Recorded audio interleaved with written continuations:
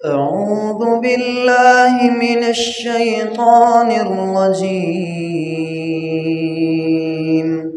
بسم الله الرحمن الرحيم. يا أيها الذين آمنوا اتقوا الله وقولوا قولا سديدا يصلح لكم أعمالكم ويغفر لكم ذنوبكم ومن يطع الله ورسوله فقد فاز فوزا عظيما. أما بعد فإن خير الحديث كتاب الله وخير الهدي هدي محمد صلى الله عليه وسلم وشر الأمور محدثاتها وكل محدثة بدعة وكل بدعة ضلالة. تمام قسم کی حمد و ثنا، تعریفات، تسبیحات، تمجیدات، بزرگی، بڑائی، پاکی، تقدیس و تحمید اکیلے اللہ رب العالمین کے لیے ہے، جو ہم سب کا خالق، مالک، رازق اور مدبر ہے۔ اور پھر لاکھوں کروڑوں درود و سلام ہوں اس ہستی اقدس و مقدس پر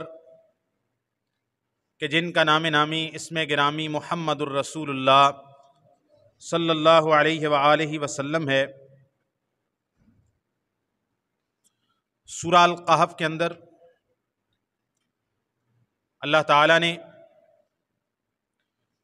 کئی بڑے واقعات ذکر کیے ہیں۔ اس میں ایک قابل ذکر واقعہ اور بڑا نصیحت آموز واقعہ اور بڑے غیر معمولی پس منظر والا واقعہ جناب سیدنا موسیٰ علیہ السلام اور خضر علیہ السلام کا واقعہ ہے۔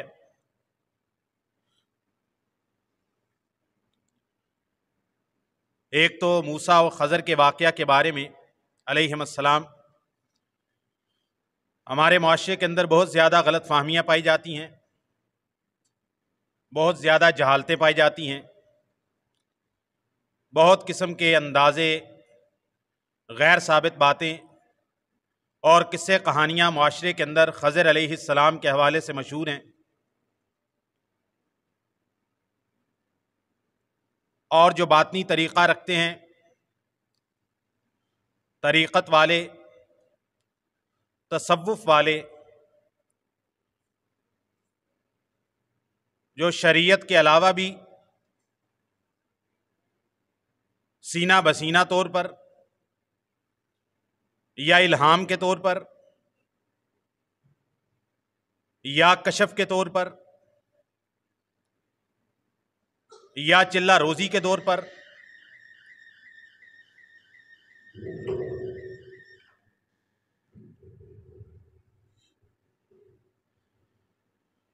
قرآن و سنت سے ہٹ کے چلے بازی، کشف، الہام، تصور شیخ، غیبی امور پر اطلاع پانے کا دعویٰ،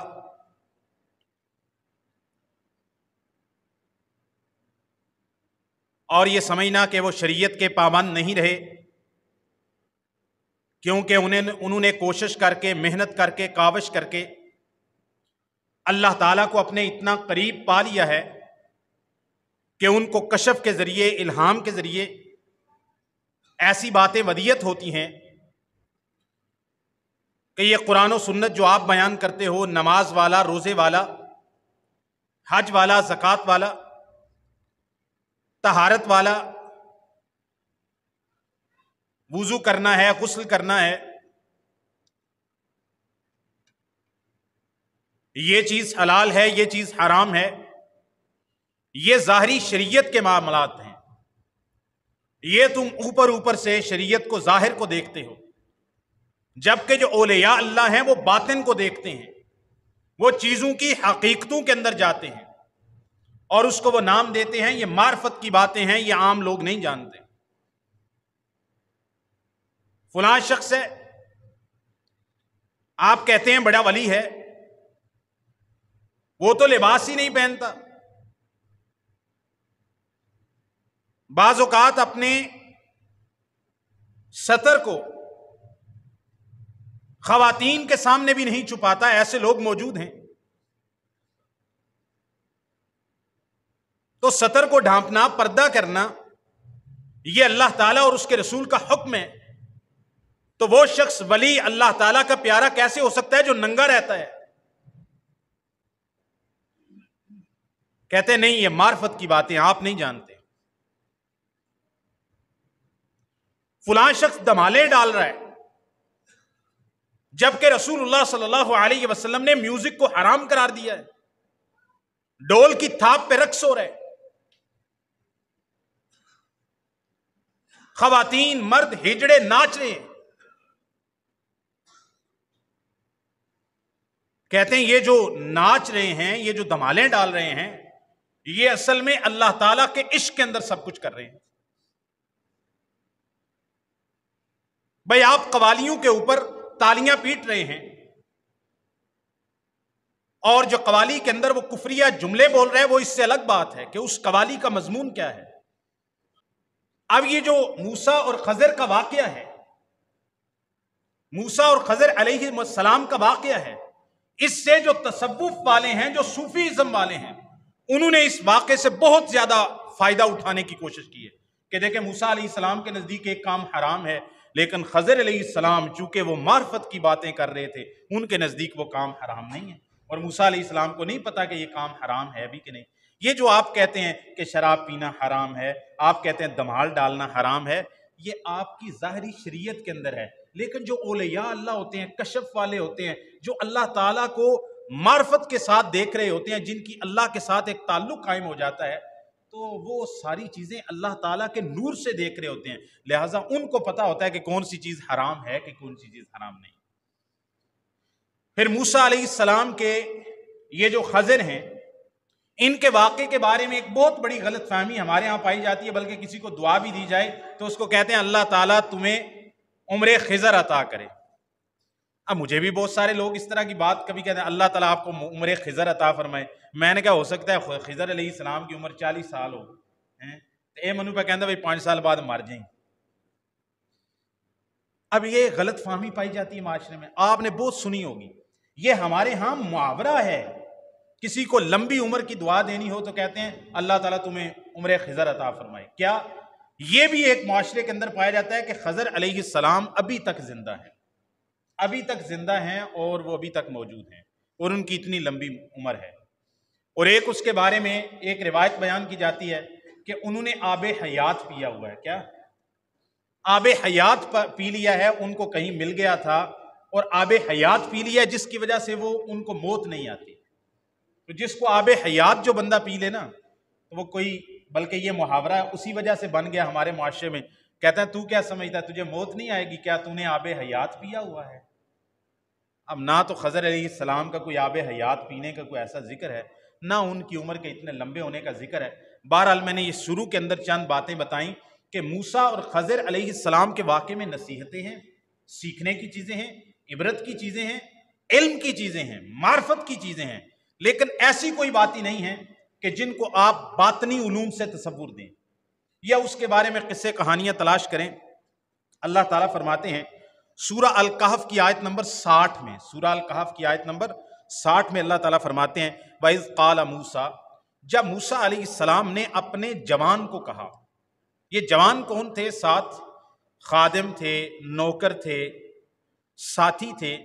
صحیح بخاری کی حدیث نمبر 3220 کے اندر آیا ہے کہ یہ یوشع ابن نون تھے، یوشع ابن نون تھے، اور یہ یوشع ابن نون ان کے پیغمبر یا نبی ہونے کی تو بات نہیں ہے۔ ہارون علیہ السلام سیدنا موسیٰ کے بھائی، وہ بھی نبی تھے، موسیٰ علیہ السلام بھی نبی تھے، لیکن ہارون علیہ السلام سیدنا موسیٰ علیہ السلام کی زندگی میں ہی وفات پا گئے تھے۔ موسیٰ علیہ السلام جب بنی اسرائیل کو مصر سے لے کے نکلے ہیں تو ان کا اگلا جو منزل ہے وہ فلسطین تھی، شام کی سرزمین تھی، جہاں سے ان کو نکالا گیا تھا یا جہاں سے وہ نکلے تھے، لیکن وہاں پر بڑے جبار اور بڑے زبردست قوم تھی۔ موسیٰ علیہ السلام اپنی قوم کو لے کے حملہ آور ہوئے تاکہ ان کے ساتھ مٹ بھیڑ ہو، جنگ کریں اور شام کو، فلسطین کی سرزمین کو فتح کر لیں۔ بہرحال موسیٰ علیہ السلام کے دور کے اندر یہ فلسطین کا علاقہ فتح نہیں ہو سکا، اور اس میں بنی اسرائیل کی بزدلی کا بھی ذکر قرآن مجید کے اندر موجود ہے۔ اللہ تعالیٰ نے جب موسیٰ علیہ السلام کو کہا کہ آپ اس قوم کو لے کے نکلیں، موسیٰ علیہ السلام نکلے، جب سامنے بڑی فوجیں دیکھی نا تو بنی اسرائیل کے لوگوں نے بزدلی دکھاتے ہوئے کہا فَاذْهَبْ أَنْتَ وَرَبُّكَ فَقَاتِلَا إِنَّا هَاهُنَا قَاعِدُونَ، جاؤ موسیٰ آپ اور آپ کا رب جا کے لڑو، ہم یہاں بیٹھے انتظار کر رہے ہیں، وہاں پر بڑی زبردست اور بڑے سخت لشکر ہیں، ہم ان کا مقابلہ نہیں کر سکتے۔ اللہ تعالیٰ نے پھر جب نبی کی نافرمانی کی اور بزدلی دکھائی، اللہ تعالیٰ نے اس کی سزا بنی اسرائیل کو یہ دی کہ اگلے 40 سال تک وہ اپنے وطن کے اندر دوبارہ داخل نہیں ہو سکے۔ پھر موسیٰ علیہ السلام دنیا سے رخصت ہو گئے، اس کے بعد یوشع ابن نون ان کے جانشین بنے، خلیفہ بنے ان کے۔ تو پھر یوشع ابن نون کے ساتھ مل کے جہاد ہوا، تو پھر اللہ تعالیٰ نے فلسطین اور شام کو موسیٰ علیہ السلام کی قوم کے لیے فتح کر دیا۔ یہ وہ ہیں یوشع ابن نون۔ اذ قال موسیٰ لفتاہ، جب موسیٰ علیہ السلام نے اپنے جوان کو کہا لا ابرح حتی ابلغ مجمع البحرین، میں 2 سمندروں کے جمع ہونے کی جگہ تک پہنچ کر ہی رہوں گا، میں انتظار نہیں کروں گا، نہیں ٹھہروں گا یہاں تک کہ 2 سمندروں کی جگہ پر پہنچ جائیں جہاں پر جا کے 2 سمندر اکٹھے ہوتے ہیں۔ او امضی حقبا، یا پھر میں لمبی مدت سفر کرتا رہوں گا، چلتا رہوں گا یہاں تک کہ میں اپنے منزل مقصود تک پہنچوں۔ یا تو 2 سمندروں کی جگہ جہاں جمع ہوتے ہیں 2 سمندر، وہاں تک پہنچ جاؤں گا، اگر مجھے اپنی منزل مقصود نہ ملی تو میں لمبی مدتیں چلتا رہوں گا یہاں تک کہ میں اپنی منزل کو پا لوں۔ واقعہ کیا ہے؟ یہ صحیح بخاری کے اندر موجود ہے، سیدنا عبداللہ ابن عباس سے بھی ہے، دوسرے صحابہ سے بھی ہے، 3220 نمبر صحیح بخاری کی حدیث ہے۔ نبی کریم صلی اللہ علیہ وسلم نے فرمایا ان موسیٰ علیہ السلام قام خطیبا فی بنی اسرائیل۔ واقعہ ہوا کیا تھا، پس منظر کیا تھا، اللہ تعالیٰ نے کیوں بھیجا موسیٰ علیہ السلام کو اس سفر پر، کیوں کہا کہ خضر سے ملاقات کریں، کیوں موسیٰ علیہ السلام کو اتنی مشقت والا سفر کرنا پڑا؟ اس کا پس منظر یہ تھا کہ موسیٰ علیہ السلام بنی اسرائیل اپنی قوم کے درمیان خطبہ دینے کے لیے بطور خطیب کے کھڑے ہوئے۔ جب وہ خطبہ دے رہے تھے، بات کر رہے تھے، تو ایک شخص نے بنی اسرائیل میں سے سوال کیا فَسُئِلَ أَيُّ النَّاسِ أَعْلَمُ، موسیٰ علیہ السلام آپ بتائیں لوگوں میں سب سے زیادہ علم والا کون ہے اللہ کی زمین پر؟ موسیٰ علیہ السلام نے، چونکہ وہ اللہ کے نبی تھے، کلیم اللہ تھے، توریت ان کو مل چکی تھی، اللہ تعالیٰ ان کے ساتھ کلام کرتے تھے، تو موسیٰ علیہ السلام نے ایک سادہ سا جواب دیا، کا آنا۔ سوال کیا گیا کہ سب سے بڑا عالم کون ہے، علم والا کون ہے اللہ کی زمین پر؟ موسیٰ علیہ السلام نے اس بنی اسرائیلی کا جواب دیتے ہوئے کہا آنا، میں سب سے بڑا عالم ہوں۔ اور یہ ظاہر صورت کے اندر جواب بالکل درست تھا، کیونکہ نبی سے زیادہ اپنی قوم کے اندر کوئی بڑا علم والا نہیں ہو سکتا۔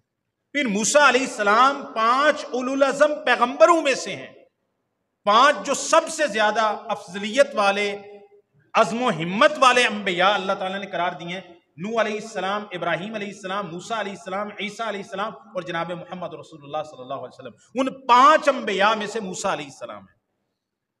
تو پھر اللہ کے کلیم بھی ہیں، توریت بھی ملی ہے، اللہ تعالیٰ کی وحی بھی آتی ہے براہ راست، اور 5 اولو العزم پیغمبروں میں سے بھی ہیں۔ تو جب ان سے اس شخص نے سوال کیا تو موسیٰ علیہ السلام نے ایک بدیہی سا جواب دیا نا، کیونکہ اللہ تعالیٰ کا پیغام میرے پاس آتا ہے، اللہ کی وحی میرے پاس آتی ہے، اللہ تعالیٰ غیب کی بہت ساری باتیں اللہ تعالیٰ مجھے بتاتے ہیں وحی کے ذریعے، تو لہٰذا میں ہی سب سے بڑا عالم ہوں۔ اللہ تعالیٰ کو یہ بات پسند نہیں آئی۔ فعاتب اللہ علیہ، اللہ تعالیٰ نے موسیٰ علیہ السلام کو اس بات پر تنبیہ کی کہ آپ کو جب سوال ہوا تھا کہ سب سے زیادہ علم والا کون ہے، تو آپ کو اس بات کو، علم کو اللہ تعالیٰ کی طرف لوٹانا چاہیے تھا کہ اللہ عالم، اللہ ہی بہتر جانتا ہے کہ زیادہ علم والا کون ہے۔ یہ واقعہ پیش آیا تو موسیٰ علیہ السلام کو اللہ تعالیٰ نے فرمایا فَعَتَبَ اللَّهُ عَلَيْهِ اِذْ لَمْ يَرُدَّ الْعِلْمَ إِلَيْهِ۔ موسیٰ علیہ السلام نے کہا کہ سب سے زیادہ علم والا میں ہوں اس وقت۔ اللہ تعالیٰ نے اس بات پر ڈانٹا اور تنبیہ کی موسیٰ علیہ السلام کو کہ جب موسیٰ علیہ السلام نے علم کی بات کو اللہ تعالیٰ کی طرف، غیب کی بات، اب موسیٰ علیہ السلام تو نہیں جانتے غیب کو کہ مجھ سے بھی زیادہ کوئی علم والا ہو، یہ غیب کی بات تھی۔ غیب کی بات نبی کو اللہ کی طرف لوٹانی چاہیے، جو بات معلوم ہے وہ بتانی چاہیے، جو بات معلوم نہیں غیب کے اندر ہے، انبیاء کو بھی اللہ تعالیٰ نے یہی ادب سکھایا کہ وہ اللہ تعالیٰ کی طرف لوٹائیں۔ موسیٰ علیہ السلام کو اللہ تعالیٰ نے کہا فقال له بلا لی عبد بمجمع البحرین، میرا ایک بندہ دو سمندروں کے جمع ہونے کی جگہ پر، جہاں دو سمندر جمع ہوتے ہیں، ہوا اعلم منک، موسیٰ وہ آپ سے زیادہ علم والے ہیں۔ اب موسیٰ علیہ السلام کو علم کا شوق پیدا ہو۔ ایک تو اللہ تعالیٰ نے تنبیہ فرمائی سختی سے کہ آپ نے یہ کیا کیا، آپ کو کہنا چاہیے تھا اللہ بہتر جانتا ہے، مجھے نہیں پتا، مجھے اللہ نے علم دیا ہے، وحی کا، توریت کا، اپنے کلام سے مجھے مشرف کیا ہے، لیکن زیادہ علم والا کون ہے میں نہیں جانتا، اللہ جانتا ہے۔ اور میرا ایک بندہ جہاں پر جو دو سمندر جمع ہوتے ہیں، میرا ایک بندہ ہے جو آپ سے بھی زیادہ علم والا ہے۔ موسیٰ علیہ السلام نے کہا اے ربی، اے میرے رب، اے میرے پروردگار، ومن لی بہی، کون ہے جو مجھے وہاں تک پہنچائے۔ ایک روایت کے لفظ ہے کیف لی بہی، اے میرے رب میں کیسے اس بندے تک پہنچ سکتا ہوں جو مجھ سے بھی زیادہ علم والا ہے، تیرا بندہ، میں اس کے ساتھ ملاقات کرنا چاہتا ہوں۔ اللہ تعالیٰ نے پھر موسیٰ علیہ السلام کو بتایا کہ آپ اس طرح جائیں، سمندر میں سفر کریں، اپنے ساتھ ایک مچھلی رکھ لیں، معلوم ہوتا ہے کہ وہ مچھلی مردہ ہے، ایک مچھلی رکھ لیں، اور مچھلی اگر زندہ ہو تو وہ پانی کے بغیر رہ نہیں سکتی۔ معلوم ہوتا ہے کہ اتنے لمبے سفر پر ایک کھجور کے بنے ہوئے تنکو کے ٹوکرے میں رکھی تھی، تو ٹوکرے کے اندر پانی ٹھہر سکتا نہیں۔ یہ صحیح بخاری کی حدیث ہے۔ رسول اللہ صلی اللہ علیہ وسلم نے فرمایا، اللہ تعالیٰ نے موسیٰ علیہ السلام کو فرمایا تأخذ حوتا، آپ ایک مچھلی لو، فتجعلہ فی مکتل، اسے ایک ٹوکرے میں ڈال لو، حیثما فقدت الحوت، جہاں پر آپ کی مچھلی گم ہو جائے، فہو ثم، وہاں پر آپ کو میرا وہ بندہ ملے گا، جہاں مچھلی گم ہوگی نا، یہ نشانی ہے، وہیں پر آپ کو وہ میرا بندہ مل جائے گا، ملاقات ہو جائے گی۔ مچھلی کے گم ہونے کی جگہ اس بندے کے موجود ہونے کی جگہ ہے۔ وَأَخَذَ حُوتًا فَجَعَلَهُ فِي مِكْتَلٍ، سیدنا موسیٰ علیہ السلام نے ایک مچھلی لی، اس کو ٹوکرے میں رکھا اور اپنے ساتھ کشتی میں سوار کر لیا۔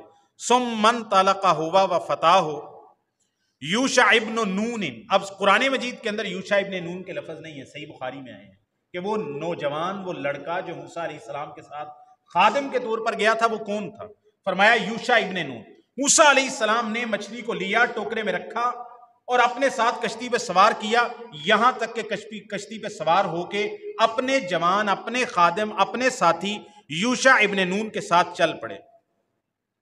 حتی اتی الصخرۃ وضع رؤوسہما، چلتے رہے، پتہ نہیں ایک رات ایک دن کتنی مدت چلتے رہے، یہاں تک کہ ایک چٹان آئی، خاص قسم کی کوئی چٹان، یعنی سمندر کے اندر کوئی جزیرہ آ جاتا ہے، تو چٹان آئی، وہاں پر انہوں نے کہا کہ ذرا ٹھہر جاؤ، بہت سفر کر لیا ہے، اب یہاں پر تھوڑا آرام کر لیں۔ وہاں پر دونوں نے اپنی چٹان کے اوپر سر رکھے اور سو گئے۔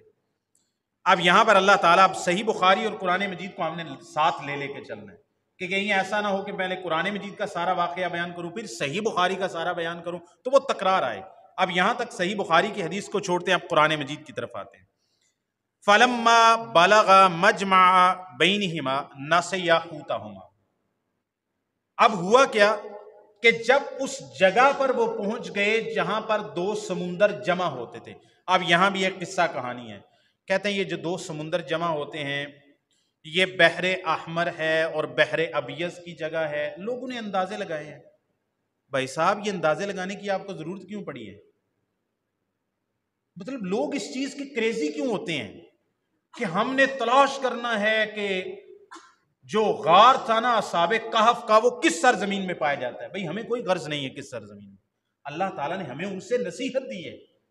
وہ کہاں تھا غار ضرورت نہیں ہے جاننے کی. اگر ضرورت ہوتی تو اللہ تعالیٰ بتاتے کہ فلاں سرزمین کی فلاں بستی کے فلاں پہاڑ کے اوپر فلاں جگہ پہ دائیں یا بائیں وہ غار موجود. اللہ نے نہیں بتایا, اس کے رسول نے نہیں بتایا. اس کا مطلب ہے کہ اس غار کی جگہ کو جاننا یہ کوئی فائدے والی بات نہیں ہے, اس سے کوئی فائدہ نہیں حاصل ہونے والا. اگر کسی بندے کو یہ معلوم نہ ہو کہ کعبہ کہاں ہے تو بندے کا نقصان ہوتا ہے نا, کیونکہ حج کرنا ہے, عمرہ کرنا ہے, طواف کرنا ہے. مسجد نبوی کہاں ہے اس کا پتہ ہونا ضروری ہے. لیکن اصحاب کہف کا غار کون سا تھا کوئی پتہ نہیں, بستی کون سی تھی کوئی پتہ نہیں. تاریخ کی باتوں کے اندر آیا لیکن اس کی کوئی سند نہیں ہے. وہ اتنے ہزار سال پہلے واقعہ پیش آیا, پتہ نہیں کس نے بیان کیا کس نے نہیں کیا. اب یہاں پر بھی آ گیا بحر ابیض تھا, بحر احمر تھا. کس نے کہا کہ افریقہ اور اندلس کی جگہ تھی جہاں پر افریقہ اور جا کے یورپ آپس میں ملتے ہیں, یہ اس طرح کی کوئی جگہ تھی. اچھا, بحر کا معنی سمندر بھی ہوتا ہے جو نمکین پانی ہے, اور بحر کا معنی عربی کے اندر اس دریا کو بھی کہتے ہیں میٹھے پانی والے کو. تو ہو سکتا ہے کہ جہاں پر جا کے دو دریا ملتے ہوں یہ بھی معنی کیا گیا ہے کہ دریا کے اندر چلے, دریائے نیل جا کے کسی دریا کے ساتھ مل رہا ہے, کوئی اور دریا شامل ہو رہا ہے. جیسے یہاں سے چناب چلتا ہے, سندھ چلتا ہے, پھر یہ جا کے پنجند کے مقام کے اوپر سارے کے سارے دریا 5 کے 5 جمع ہو جاتے ہیں اور پھر آگے جا کے سمندر میں گر جاتے ہیں. تو ہو سکتا ہے کہ سمندر سے مراد نمکین پانی والا سمندر نہ ہو بلکہ باہر سے مراد دو دریا ہوں, کہ ایک بڑا دریا جا رہا ہے جا کے دوسرے دریا کے ساتھ مل رہا ہے, یہ مقام مراد ہو. بہرحال ہمیں اس سے کوئی غرض نہیں ہے کہ جہاں پر دو دریا یا دو سمندر جمع ہوتے ہیں, اب وہ دو دریا کون سے ہیں, یہ دو سمندر کون سے ہیں, یہ کوئی جاننے کی اور فائدے کی بات نہیں ہے. یہ کہاں پائے جاتے ہیں واقعے پہ غور کریں. اب یہ وہ جگہ تھی جب وہاں پر لیٹے ناسے یاحوتا ہما, مچھلی بھول گئے. سیدنا موسیٰ علیہ السلام اور یوشع ابن نون کو بھول گیا کہ مچھلی کدھر گئی ہے, مچھلی کا ذکر ہی بھول گئے کہ مچھلی نے گرنا تھا, مچھلی نے باہر نکلنا تھا. جہاں مچھلی بھولیں گے یا جہاں مچھلی گم ہو جائے گی وہاں پر تو ہم نے جانا ہے, مچھلی بھول گئے. فاتخذ سبیلہ فی البحر سرابا, جب یہ اس چٹان پہ رکے ہیں جزیرے کے اوپر تو وہ مچھلی جو مردہ تھی اور اس مچھلی کو بدبو سے بچانے کے لیے نمک لگایا گیا تھا, کیونکہ اگر مچھلی کو جب وہ مردہ ہو جائے آپ اس کو مسالے نہیں لگاتے وہ بدبو چھوڑ جاتی ہے, تو گویا کہ اس کو نمک بھی لگایا ہوا تھا. اب وہ مچھلی وہاں سے الٹی ہے, تڑپی ہے, زندہ اللہ نے اس کو کیا ہے, اور وہ سمندر کے اندر یہ دریا کے اندر چھلانگ لگا گئی. موسیٰ علیہ السلام سوئے ہوئے ہیں. اب یوشع ابن نون نے اس مچھلی کو وہاں پر گرتے ہوئے دیکھ لیا ہے, لیکن نبی کی نیند کو خراب کرنا مناسب نہیں سمجھا, بتایا نہیں ہے. وہاں سے چلے, جب اٹھے ایک اور رات اور دن کا کچھ حصہ مزید آگے سفر کر کے چلے گئے, اور مچھلی پیچھے چٹان پہ زندہ ہو کے سمندر کے اندر یا دریا کے اندر گر چکی ہے. اور یہی وہ مقام تھا جہاں پر ان کو اس بندے سے ملاقات ہونی تھی. موسیٰ علیہ السلام جب آگے چلے ہیں اور اللہ تعالیٰ فرماتے ہیں فاتخذ فی البحر سرابا, فاتخذ سبیلہ فی البحر سرابا, اس مچھلی نے سمندر کے اندر ایک سرنگ کی طرح اپنا راستہ بنایا. اور اس کی صحیح بخاری میں وضاحت یہ ہے کہ اللہ تعالیٰ نے موسیٰ علیہ السلام کی نشانی کے لیے سمندر کے پانی کو اس طرح بنا دیا جس طرح سرنگ ہوتی ہے.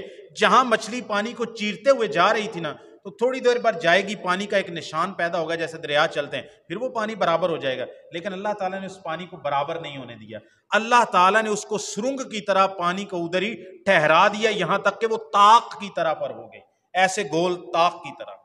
یہ موسیٰ علیہ السلام کے لیے نشانی تھی کہ بھول گئے ہیں, جب واپس آئیں گے تو ان کو پتہ چل جائے گا کہ مچھلی اس راستے سے گئی ہے, اور جہاں مچھلی گئی ہے ہم نے وہیں جانا ہے. فلما جاوزا, جب وہ دونوں اس جگہ کو کراس کر گئے جہاں پر ان کو رکنا تھا, قال علی فتح ہو, موسیٰ علیہ السلام نے اپنے جوان یوشع ابن نون کو کہا آتینا غدانا، ہمیں ہمارا ناشتہ دو، صبح کا کھانا، لقد لقینا من سفرنا ھذا نصبا، آج کے سفر میں بہت تھکاوٹ ہوئی ہے۔ اچھا، موسیٰ علیہ السلام اپنے گھر سے چلے تھے، پتہ نہیں کتنے دن کتنی راتیں دریا کے اندر سمندر کے اندر سفر کرتے رہے، ان کو تھکاوٹ نہیں ہوئی۔ نبی پاک صلی اللہ علیہ وسلم نے فرمایا، صحیح بخاری کے اندر ہے کہ موسیٰ علیہ السلام کو پہلے سفر میں تھکاوٹ نہیں ہوئی اتنے لمبے میں، لیکن جب اپنی منزل مقصود جہاں پر ان کو رکنا تھا، جب اپنی منزل سے آگے گئے ہیں نا، اس سفر کے اندر موسیٰ علیہ السلام کو تھکاوٹ ہونے لگی ہے۔ یہ علامت تھی اس بات کی کہ بھئی آپ اپنا رستہ بھول گئے ہیں۔ پہلے تھکاوٹ نہیں ہوئی، لیکن جب اپنی منزل مقصود کو بھول کر آگے سفر شروع کر دیا ہے اور اس رستے سے بھول گئے ہیں موسیٰ علیہ السلام، یہ چھوڑ دیا اس کو، تو پھر نبی پاک صلی اللہ علیہ وسلم نے فرمایا پھر موسیٰ علیہ السلام کو تھکاوٹ محسوس ہوئی، انہوں نے کہا کھانا دو۔ اب یہاں پر وہ بات کھلی، یوشع ابن نون بھی بتانا ہی بھول گئے کہ وہ مچھلی تو وہاں پر گر گئی تھی، سمندر کے اندر چلی گئی تھی۔ تو آگے سے نوجوان کہتا ہے قال ارائیتا، کیا آپ کو پتہ ہے، اذ اوینا الی الصخرہ، جب ہم نے چٹان، اس جزیرے، اس چٹان کے اوپر پناہ لی تھی، فإنی نسیت الحوت، میں مچھلی کا بتانا آپ کو بھول گیا تھا، وما انسانیہ الا الشیطان، مجھے یہ بات شیطان نے بھلائی ہے، ورنہ میں آپ کو بتا دیتا، شیطان نے بھلا دیا کہ میں اس کو یاد رکھوں۔ واتخذ سبیلہ فی البحر عجبا، موسیٰ علیہ السلام نے بڑا عجیب و غریب اپنا رستہ سمندر کے اندر پیچھے کی طرف بنایا۔ قال ذالک ما کنا نبغی، موسیٰ علیہ السلام نے کہا او یوشع، یہی تو وہ جگہ ہے جس کی تلاش کے لیے ہم نکلے تھے، جہاں مچھلی نے گم ہونا تھا وہیں پر تو ہمارا مقام تھا، وہیں ٹھہرنا تھا، وہیں ملاقات ہونی تھی۔ فرتدا علی آثارہما قصصا، وہ اپنے نشانات کے اوپر، جس راستے سے گئے تھے انہی نشانات کے اوپر تلاش کرتے ہوئے واپس کو لوٹے۔ فوجدا عبدا من عبادنا، ہمارے بندوں میں سے ایک بندہ ان کو وہاں پہ ملا۔ آتیناہ رحمتا من لدنا، ہم نے اسے اپنی طرف سے رحمت عطا کر رکھی تھی اس بندے کو۔ وعلمناہ من لدنا علما، آتیناہ رحمتا من عندنا، ہم نے اپنی طرف سے اس کو رحمت عطا کی۔ وعلمناہ من لدنا علما، ہم نے اپنی طرف سے اس کو بہت علم سے نواز رکھا تھا۔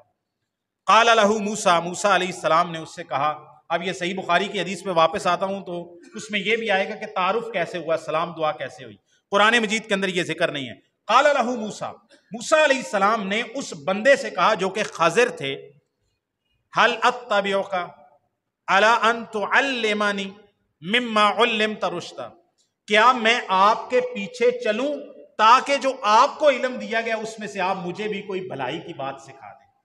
کیا میں آپ کا شاگرد بننا چاہتا ہوں، آپ سے علم لینا چاہتا ہوں، آپ کے ساتھ چلنا چاہتا ہوں، آپ کا پیچھا کرنا چاہتا ہوں تاکہ آپ مجھے علم سکھائیں۔ موسیٰ علیہ السلام خضر سے کہہ رہے ہیں، خضر علیہ السلام کہتے ہیں انک لن تستطیع معی صبرا، آپ ہرگز میرے ساتھ صبر نہیں کر سکے۔ موسیٰ علیہ السلام نے اور فرمایا وَكَيْفَ تَصْبِرُ عَلَى مَا لَمْ تُحِطْ بِهِ خُبْرًا، آپ اس بات پر صبر کیسے کر سکتے ہیں کہ جس کا آپ نے احاطہ ہی نہیں کیا آپ کے علم نے، آپ اس کی حقیقت کے بارے میں کہ واقعے کا پس منظر کیا ہے، آپ کے سامنے کوئی واقعہ پیش ہوگا، آپ ظاہری آنکھ سے دیکھیں گے یہ تو بڑا غلط ہو گیا، یہ بڑا ظلم ہو گیا، آپ فوراً چیخ اٹھیں گے، پکار اٹھیں گے، آپ صبر نہیں کر سکیں گے کیونکہ آپ نے اس کی بات کا احاطہ نہیں کیا۔ موسیٰ علیہ السلام آگے سے کہنے لگے سَتَجِدُنِی إِن شَاءَ اللَّهُ صَابِرًا، آپ مجھے بڑا صبر کرنے والا پائیں گے۔ وَلَا أَعْصِي لَكَ أَمْرًا، میں آپ کے کسی حکم کی نافرمانی نہیں کروں گا۔ قَالَ فَإِنِ اتَّبَعْتَنِی، شرط پہلی یہ ہے اگر تو میرے پیچھے چلے گا فَلَا تَسْأَلْنِی عَنْ شَيْءٍ، موسیٰ مجھ سے کسی بھی چیز کے بارے میں سوال نہیں کرنا، حَتَّى أُحْدِثَ لَكَ مِنْهُ ذِكْرًا، یہاں تک کہ میں تجھے اس کی بات کے بارے میں پہلے بات بتا دوں، جب تک میں اس کے بارے میں بات شروع کر کے بتاتا نہیں ہوں، جو بھی ہو جائے، جو بھی میں کروں، میرے پیچھے چلنا ہے، آپ نے سوال نہیں کرنا، یہ پہلی شرط ہے۔ فَانْطَلَقَا، پس وہ دونوں چلے، حَتَّى إِذَا رَكِبَا فِي السَّفِينَةِ، یہاں تک کہ ایک کشتی کے اندر سوار ہوئے، خَرَقَہا، تو خضر علیہ السلام نے اس کشتی کے تختے کو توڑ دیا۔ قَالَ أَخَرَقْتَهَا، موسیٰ علیہ السلام نے کہا کیا تو اس کشتی کو توڑ رہے ہو، لِتُغْرِقَ أَهْلَهَا، تاکہ کشتی والوں کو ڈبو دو، تختہ ٹوٹے گا، کشتی ڈوب جائے گی، آپ یہ کیسا ظلم کر رہے ہو؟ لقد جئت شیئا امرا، آپ تو بڑی زیادتی اور بڑے ظلم کے معاملے کو بڑا خراب کام کر رہے ہیں آپ۔ خضر علیہ السلام نے فرمایا الم اقل لک، کیا موسیٰ میں نے تجھ سے نہیں کہا تھا انک لن تستطیع معی صبرا، کہ تو میرے ساتھ ذرا برابر بھی صبر نہیں کر سکتے۔ قال لا تؤاخذنی، یہ پہلی تنبیہ تھی، پہلا کام ہوا تختے توڑے کشتی کے۔ موسیٰ علیہ السلام سے صبر نہ ہوا اس ظلم کو، اس زیادتی کو دیکھ کر موسیٰ علیہ السلام بول پڑے۔ خضر علیہ السلام نے فرمایا کیا میں نے تجھے کہا نہیں تھا آپ صبر نہیں کرو گے، سوال کرنے لگ جاؤ گے؟ موسیٰ علیہ السلام نے کہا یہ پہلی غلطی ہے، پہلی بھول ہے، لا تؤاخذنی بما نسیت، آپ میرا مواخذہ نہ کریں جو میں بھول گیا ہوں، ولا ترہقنی من امری عسرا، آپ مجھے میرے معاملے کے اندر بڑی مشکل میں مت پھنساؤ۔ ہو گیا ایک دفعہ، پہلی غلطی معاف ہے۔ فانطلقا، دونوں چلے، حتی اذا لقیا غلاما، یہاں تک کہ ایک لڑکا انہیں ملا، صحیح بخاری میں ہے وہ لڑکوں بچوں کے ساتھ کھیل رہا تھا، فقتلہ، خضر علیہ السلام نے اس لڑکے کو، معصوم جان کو قتل کر دیا۔ موسیٰ علیہ السلام نے فرمایا اقتلت نفسا زکیۃ بغیر نفس، وہ ایک معصوم بھولی والی جان کو بغیر کسی جان کے بدلے میں آپ قتل کر رہے ہو۔ لقد جئت شیئا نکرا، بڑی بری اور بڑی گناہ کا کام کیا ہے آپ نے، بڑے ظلم کا کام۔ موسیٰ علیہ السلام کو خضر کہتے ہیں الم اقل لک، میں نے آپ سے نہیں کہا تھا انک لن تستطیع معی صبرا، کہ آپ میرے ساتھ صبر ہی نہیں کر سکو گے؟ سوال۔ موسیٰ علیہ السلام نے فرمایا ان سألتک عن شیء بعدہا فلا تصاحبنی، دو غلطیاں ہو گئیں، تیسری کی چھوٹ دے دو، اگر میں نے آپ سے اس کے بعد سوال کیا نا، آپ مجھے اپنے ساتھ لے کے نہ چلنا، ایک موقع اور دے دو۔ قد بلغت من لدنی عذرا، آپ میری طرف سے پورے عذر کو پہنچ گئے ہیں کہ اب اگر تیسری دفعہ بھی میں سوال کر لوں تو میرا کوئی عذر باقی نہیں رہا، آپ کو مجھے ساتھ نہ رکھنے کا اور چھوڑ دینے کا اختیار حاصل ہے۔ فانطلقا، موسیٰ اور خضر علیہ السلام دونوں چلے، حتی اذا اتیا اہل قریۃ استطعما، جب یہاں تک کہ ایک بستی میں پہنچے، بھوک لگی ہوئی تھی، بستی والوں سے کہا کہ بھئی ہمیں کھانا کھلاؤ۔ فابوا ان یضیفوہما، بستی والے کوئی بڑے بد اخلاق تھے، انہوں نے کہا بھائی جاؤ بابا معاف کرو، کھانا کس بات کا کھلائیں؟ اور بھائی آپ سے کوئی ہاتھ کر کے پیسے مانگتا ہے نا، آپ کا نہ دینا اس کو بنتا ہے، آپ کہیں بابا معاف کرو۔ آپ سے کوئی روٹی مانگتا ہے، روٹی نہ کھلانا یہ نہیں بنتا۔ اس سے بڑی بد اخلاقی اللہ کی زمین پہ کوئی نہیں ہے کہ بھوکا آپ سے کھانا مانگے۔ آپ کے پاس اگر کھانا نہیں ہے پھر تو الگ بات ہے، کھانا ہے آپ کہتے ہیں جاؤ ہٹا کٹا جا کے، بھائی آپ سے کوئی پیسے مانگے نا، آپ کہیں ہٹا کٹا ہو جا کے کام کرو۔ آپ سے کوئی روٹی مانگے، روٹی کو آپ منع نہیں کر سکتے، اور بندہ بھی پردیسی ہو، یہ بڑی بد اخلاقی ہے، ایسا نہیں کرنا چاہیے۔ اپنے آپ کے اندر یہ اخلاق پیدا کریں۔ کوئی بندہ کہتا ہے نا بھوکا ہے بھائی صاحب روٹی کھلا دیں، آپ کو آؤ جا ٹھیک ہے روٹی 200-400 کی یار روٹی، یا گھر میں ہے تو گھر سے روٹی جو پکا ہے، دال سبزی جو حاضر ہے وہ چٹنی کے ساتھ اس کو روٹی کھلا دے، روٹی سے کسی کو منع نہیں کرنا۔ یہ بندے کی سب سے بڑی بد اخلاقی ہوتی ہے اور اللہ کو ناراض کرنے والی بات ہوتی ہے۔ اللہ کہتا ہے میں اس کو کھانا کھلاتا ہوں اور میرا ایک بندہ آ کے اس کو ایک چپاتی کی روٹی مانگتا ہے، یہ اس کو دیتا نہیں ہے، کیسا یہ بد اخلاق آدمی ہے؟ وہ بستی والے بد اخلاق تھے، انہوں نے کہا روٹی کدھر سے آئے ہو ہم نہیں جانتے، روٹی کھلاؤ، جاؤ جا کے کام کرو اپنا۔ فوجدا فیہا جدارا، روٹی تو نہیں انہوں نے کھلائی، تو ایک دیوار ملی جو گرنے ہی والی تھی، دیوار ایسے گرنے والی تھی بالکل، یرید ان ینقض فاقامہ، ایک دیوار نظر آئی جو گرنے ہی والی تھی۔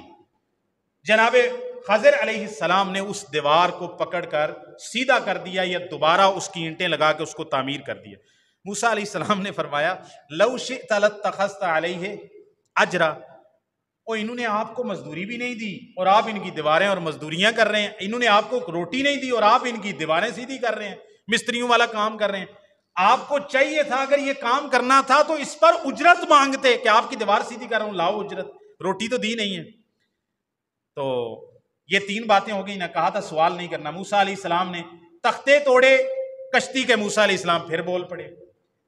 نوجوان بچہ قتل کیا، ایک لڑکا قتل کیا، موسیٰ علیہ السلام پھر بول پڑے۔ یہاں پر آ کے دیوار کو بغیر اجرت کے سیدھا کر دیا، اس پہ بھی موسیٰ علیہ السلام کھڑے بول پڑے۔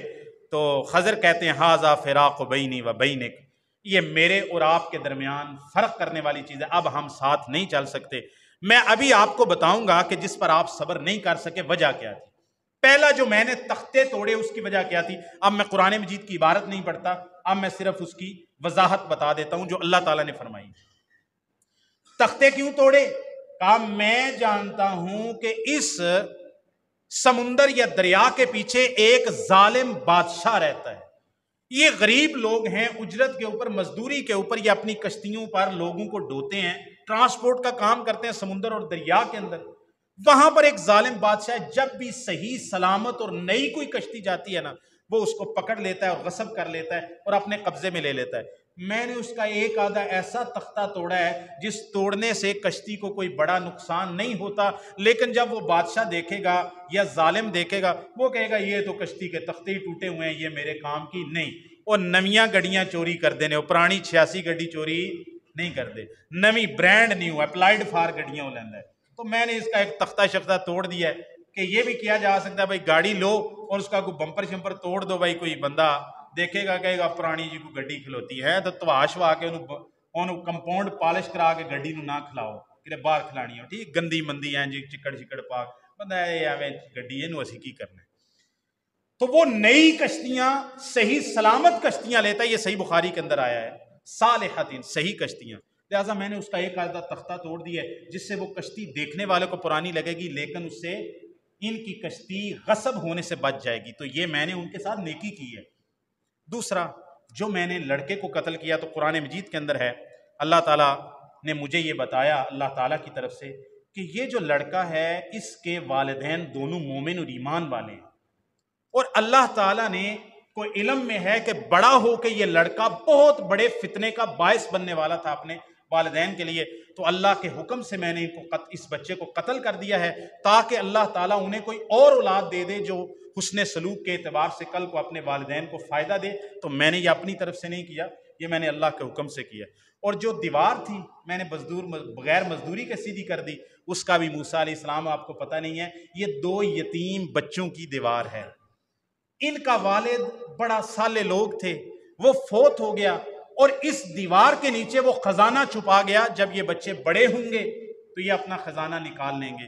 تو میں نے دیوار کو اس لیے سیدھا کر دیا اگر دیوار گر جاتی تو ادھر ادھر سے دوسرے لوگ رشتہ دار وہ ان کا خزانہ، بچے ابھی چھوٹے ہیں معصوم ہیں، تو یتیموں کا مال لوگ کھا جاتے، تو میں یتیموں کا مال بچانے کے لیے بغیر مزدوری کے میں نے یتیموں کی دیوار کو سیدھا کر دیا ہے۔ یہ وہ بات تھی جس پر آپ صبر نہیں کر سکے۔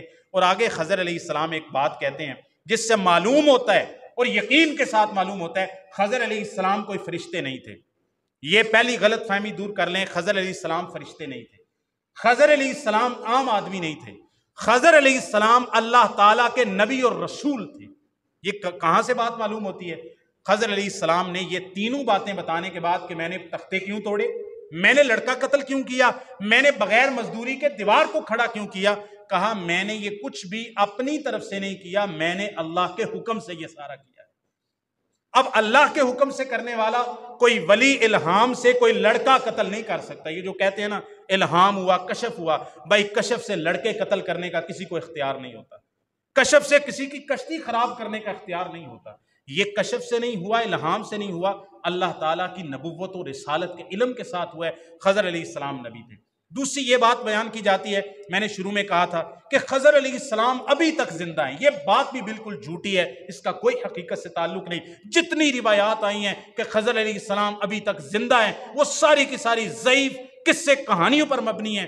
نبی پاک صلی اللہ علیہ وسلم کی حدیث ہے صحیح بخاری شریف کے اندر، کہاں؟ صحیح بخاری شریف کے اندر کہ نبی پاک صلی اللہ علیہ وسلم اپنی وفات سے 1 مہینہ پہلے، جابر بن عبداللہ بیان کرتے ہیں، آپ صلی اللہ علیہ وسلم نے صحابہ کو کہا 1 مہینہ پہلے اپنی وفات سے، یعنی 110 ہجری میں 10 ہجری میں رسول اللہ نے فرمایا کہ آج کی جو رات آپ دیکھ رہے ہو نا، یہ جو آج کی رات گزرے گی 100 سال بعد اس وقت زمین پر جو بھی جاندار موجود ہے، رسول اللہ صلی اللہ علیہ وسلم نے فرمایا 100 سال کے بعد، آج سے لے کے 100 سال بعد کوئی بھی زندہ نہیں رہے گا۔ اگر کوئی یہ کہتا ہے نا کہ خضر علیہ السلام زندہ تھے موسیٰ علیہ السلام کے دور سے لے کر، تو رسول اللہ صلی اللہ علیہ وسلم کی اس حدیث کی وجہ سے جو آپ نے اپنی وفات سے 1 مہینہ پہلے فرمائی، صحیح بخاری موجود ہے کہ 100 سال بعد جو آج موجود ہیں کوئی بھی زمین کے اوپر جاندار زندہ نہیں رہے گا، تو اس حدیث کے تحت اگر خضر علیہ السلام زندہ بھی تھے تو وہ اس حدیث کے تحت وہ بھی آ جاتے ہیں، وفات پا جاتے ہیں۔